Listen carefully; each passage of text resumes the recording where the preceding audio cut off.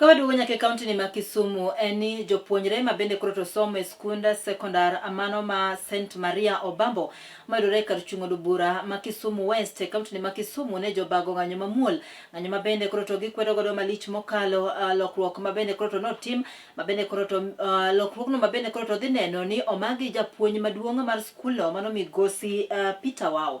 Kane giloso koro ka jofwamb weche, jopuonjre go koro to ywak malich mokalo ka giwacho ni japuonjno osebedo kachiwo negi sir e yorego eko mag omenda mag somo kata school fee. Ka bende koro to gidwaro mondo miduol mochung' ne ndiko jopuonj e pacho kae TSC owuog oko mar neno ni japuonjno ok owil. Jafwambo marwa Felogo Bliss miyowa ler mar wachno. Jopuonjrego ne ywak ka gilero ni japuonjno osebedo siro maduong' ne gin kotenore kod miyogi yot e weche mag chulo school fees kendo siro somb ng'eny kuom jopuonjre mawuok e familia mochando. Gikwayo duol mochung' ne tayo tije jopuonj TSC mani kod oteku e wi timo lokruok ne jopuonj pacho ka mondo koro ni oyie owinj kwayo margi kendo keth chenro mar timo lokruok ne japuonjno. Ngani Pius Adeyo Obiero. An jatelo mar somo Mobambo. Koro kawuono obi e sikundwa gi jomoko moakia kumoyae to gidwa golo principal wa gi thuon wuog e sikul to gima chal kamano watamore nyaka nwadonji sikul pokoriem school fees nwadog dala principal koriem nwadoge jonyuol wa be ok chandore gi manyo fees nikech wan e skul wasomo wadwaro ni principal mondo dong e skul. Ginyinga iluonga ni Kelly Otieno. An e president masani Mobambo. Koda ne tich obed transferred Obambo nitie nyithindo 102 mobedo sponsored gi Wao kendo chulo fee.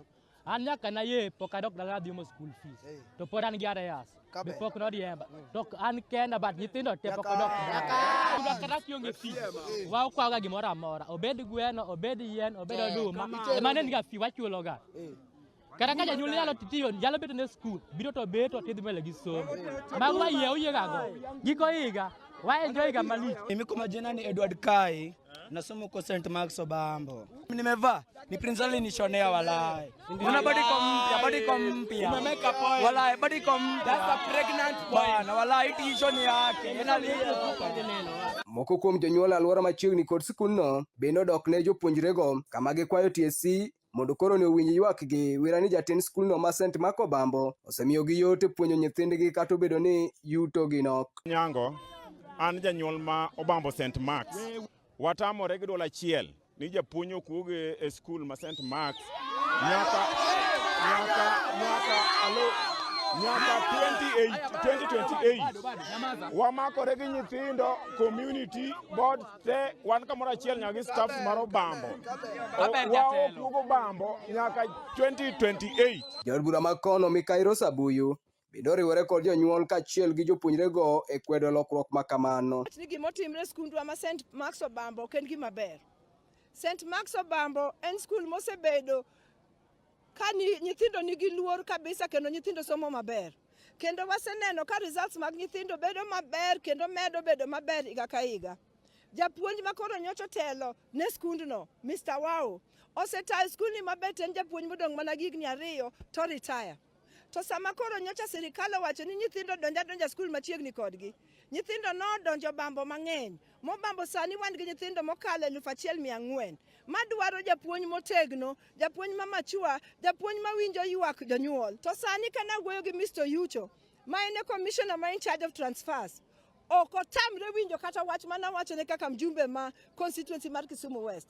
Wasetimo appeal, otamre winjo weche jopuonje, otamre winjo kata weche sponsor ma kanisa mokwaye gi ng'uono ni mondo weye japuonj otiekne higni 2 mondo jo 844 gi otieki mondo system manyien ka chorre mbele to koro wachak gi japuonj manyien. Toko winj wach ononre kendo nikech en commissioner to tich motiyo nego bed ne tiyo ne jopiny.